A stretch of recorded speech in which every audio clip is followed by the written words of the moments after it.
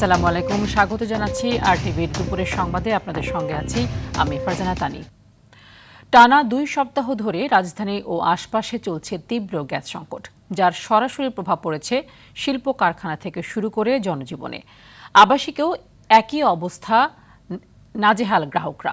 একদিকে আর্থিক ক্ষতি, সঙ্গে নষ্ট হচ্ছে কর্মঘণ্টা। সাকিবুর রহমানের রিপোর্টে বিস্তারিত। টানা 13 দিনেও ঠিক হয়নি কক্সবাজারের ভাসমান এলএনজি টার্মিনাল, যার প্রভাবে সারা দেশে অব্যাহত রয়েছে তীব্র গ্যাসের সংকট। ফিলিং স্টেশনে ঘন্টার পর ঘন্টা দীর্ঘ লাইনে অপেক্ষা করেও মিলছে না কাঙ্ক্ষিত গ্যাস। প্রতিদিনে লসের সম্মুখীন হচ্ছে সিএনজি চালিত অটোরিকশা চালকদের। সারা রাত লাইনে খাড়ায়া 40 টাকা 50 টাকা, হাইস্ট 100 টাকা 120 টাকা, এর উপরে প্রেশার পাই না ভাই।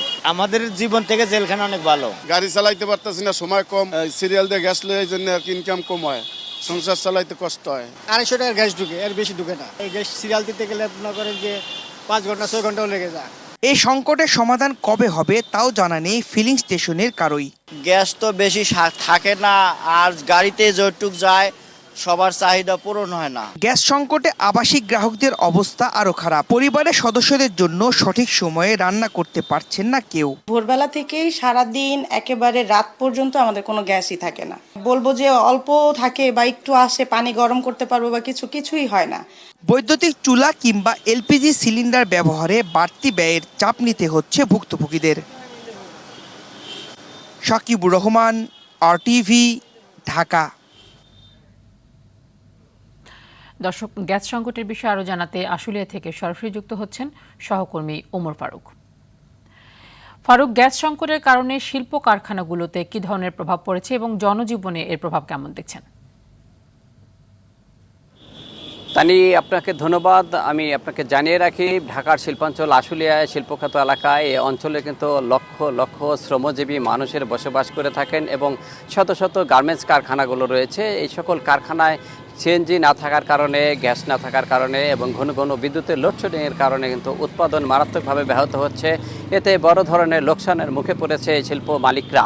তো শিল্পাঞ্চল আশুলিয়ায় গ্যাস সংকটের কারণে কিন্তু এই মুহূর্তে উৎপাদন, যে শিল্প কারখানার যে পোশাক কারখানাগুলো রয়েছে সেগুলোর যে ফিনিশিংয়ের যে ডিপার্টমেন্ট, সেই ডিপার্টমেন্টগুলোই বন্ধ রয়েছে এই গ্যাস এবং বিদ্যুতের কারণে, যে কারণে এই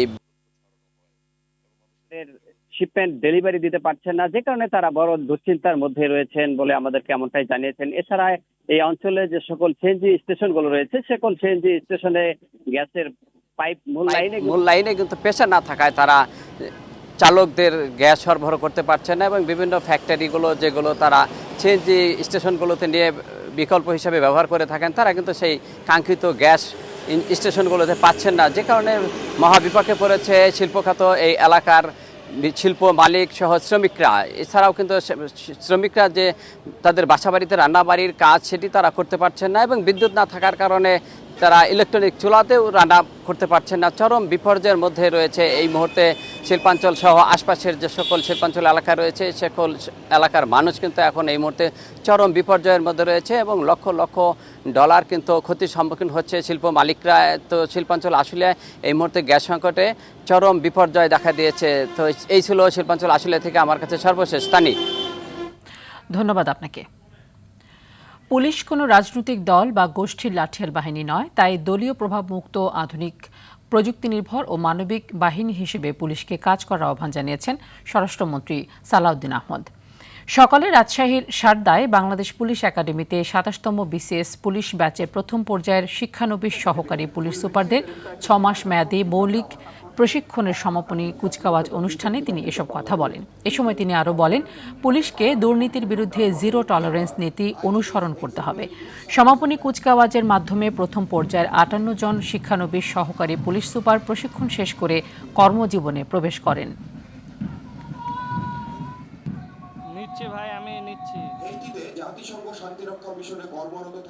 পুলিশ কোনো বিশেষ দলের বা গোষ্ঠীর লাঠিয়াল বাহিনী নয়, বরং পুলিশ হবে জনগণের কৃত্রিম বন্ধু।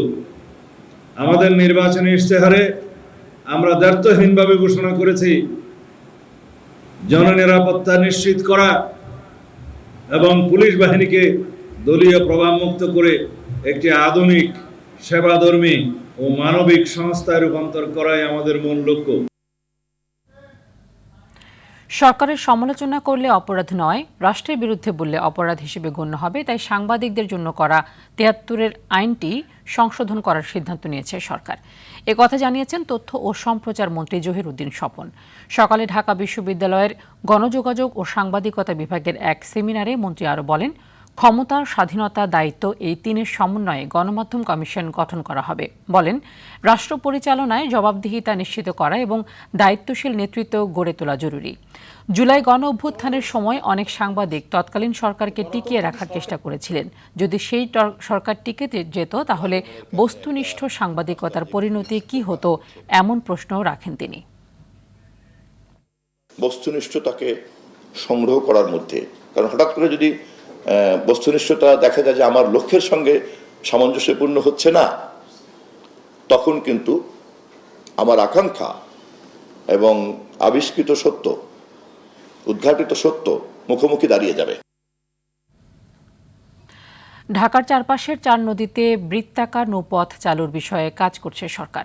ঢাকার চারদিকে ১১০ কিলোমিটার নৌপথে ওয়াটার বাস চালুর পরিকল্পনা রয়েছে বলেও জানান সড়ক, নৌ ও রেলমন্ত্রী শেখ রবিউল আলম।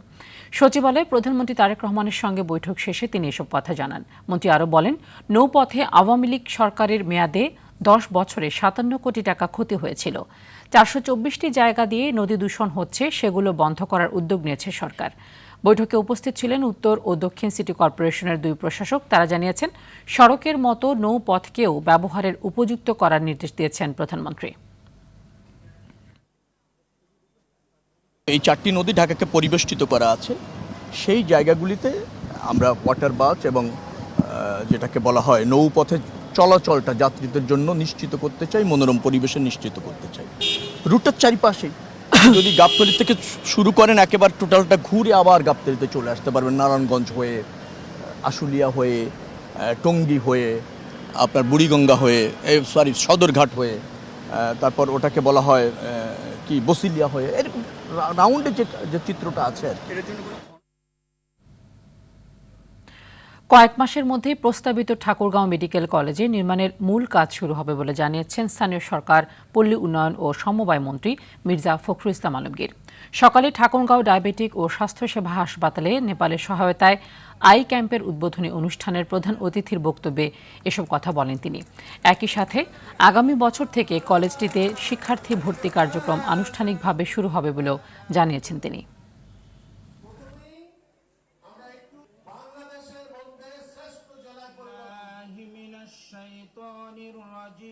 আগামী বছর থেকে এখানে ছাত্র ভর্তি শুরু হবে এবং কয়েক বছরের মধ্যেই আপনার মেডিকেল কলেজটি পাকা হয়ে যাবে, ছেলেমেয়েরা সবাই সেই মেডিকেল কলেজ তারা পড়াশোনা করতে পারবে।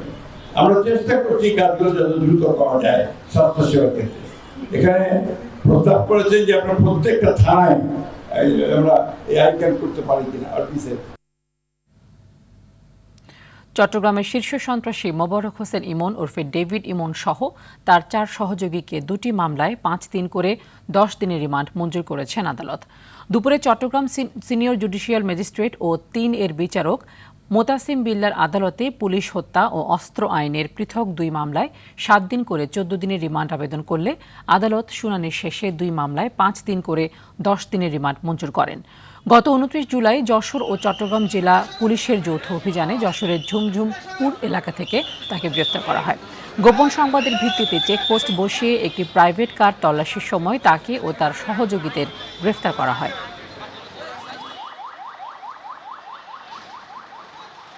ফটিকছড়ির যে ২টি মামলা, সেখানে অস্ত্র মামলাটিতে ডেভিড ইমন সহ তার যে অপরাপর ৪ সহযোগী আছে তাদেরকে বিজ্ঞ আদালত ৫ দিনের রিমান্ড মঞ্জুর করেছেন। অপরদিকে যে ফটিকছড়ির যে হত্যা মামলাটি আছে, জামাল হত্যা মামলা, সেখানে তার নাম ইতিপূর্বে বিজ্ঞ আদালত একজন আসামি 164 তার নাম প্রকাশ করেছিল, তাকে ওই মামলায় 5 দিনের রিমান্ড বিজ্ঞ আদালত মঞ্জুর করেছেন। একই সাথে যে হাটহাজারীর যে আলোচিত চাঁদাবাজির ঘটনাটি ঘটেছিল বড়দিঘির পারে, সেই ঘটনাটিতে বিজ্ঞ আদালতে আজকে তাকে সৌন অ্যারেস্টের প্রেয়ার দেওয়া হয়েছিল। বিজ্ঞ আদালত সেই সৌন অ্যারেস্টের প্রেয়ারটি মঞ্জুর করেছিলেন।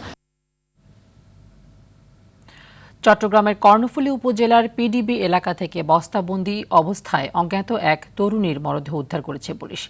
এলাকাবাসী খালে বস্তাবন্দি মরদেহ ভাসতে দেখে সদরঘাট নৌ পুলিশ ও কর্ণফুলী থানা পুলিশকে খবর দেয়। পরে পুলিশ ঘটনাস্থলে পৌঁছে মরদেহটি উদ্ধার করে।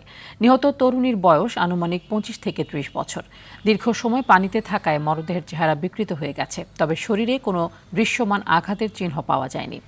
ময়না তদন্তের জন্য মরদেহটি চট্টগ্রাম মেডিকেল কলেজের মর্গে পাঠানো হয়েছে। নিহতের পরিচয় শনাক্ত ও মৃত্যুর প্রকৃত কারণ উদ্ঘাটনে তদন্ত চলছে বলে জানিয়েছে পুলিশ।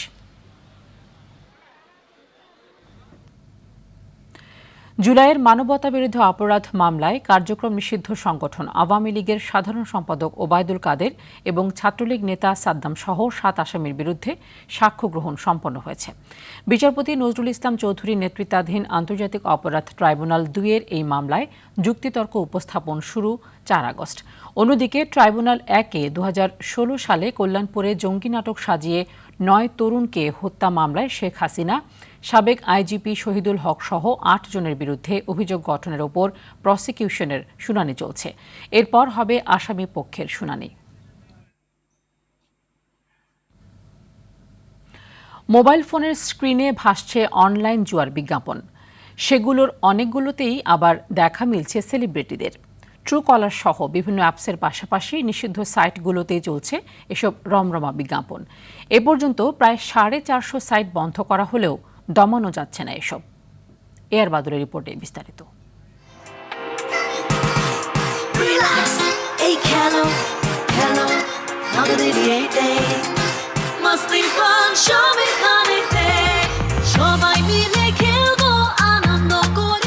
দেখে মনে হবে সিনেমার শুটিং, কিন্তু না, এটি আসলে অনলাইন জুয়ার বিজ্ঞাপন। গান আর নাচের তালে লোভনীয় অফার দিচ্ছেন এই নায়িকা, তবে বলছেন সাবধানে খেলতে। অবৈধ জুয়ার এ বিজ্ঞাপন চলছে নিষিদ্ধ সাইটে।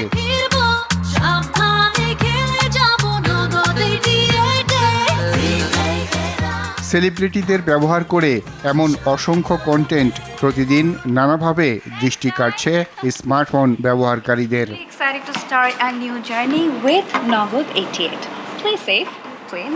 কখনো নিষিদ্ধ সাইটে, আবার কখনো ট্রুকলার সহ বিভিন্ন অ্যাপসে অনিচ্ছা সত্ত্বেও গিলতে হচ্ছে এইসব বিজ্ঞাপন।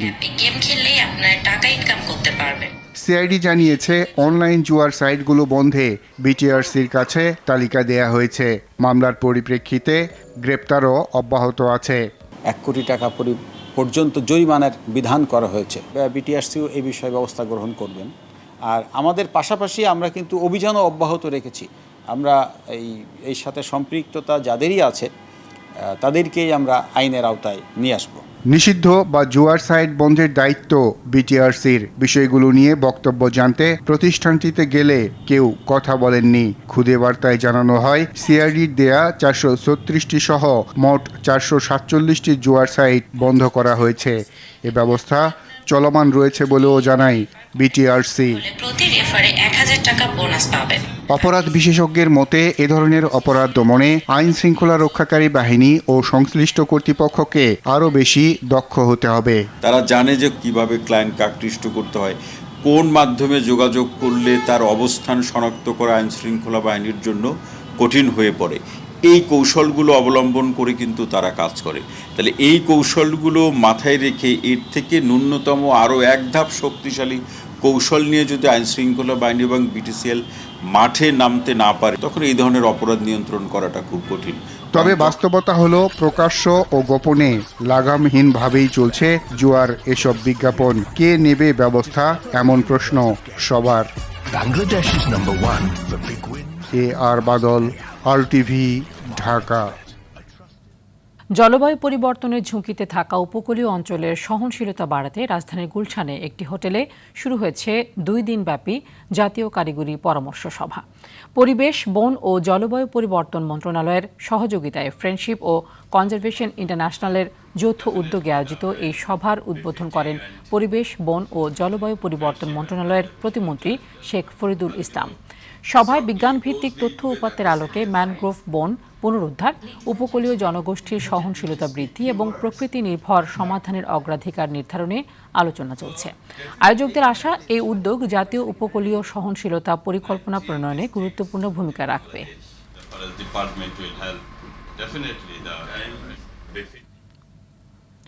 কোটা সংস্কারের দাবি তখন পেরিয়ে গেছে অনেক দূর। জুলাইয়ের হত্যাকাণ্ডের বিচার, গ্রেফতারকৃতদের মুক্তি আর দমন পীড়ন বন্ধের দাবিতে উত্তাল রাজপথ। 2024 সালের 2 আগস্ট জুমার নামাজের পর রাজধানী সহ দেশের বিভিন্ন স্থানে রাজপথে নামে শিক্ষার্থী সহ নানা শ্রেণী পেশার মানুষ। পরদিনের এক দফা দাবির ভিত তৈরি হয় এই দিন। বিস্তারিত জানাচ্ছেন আব্দুর রহিম।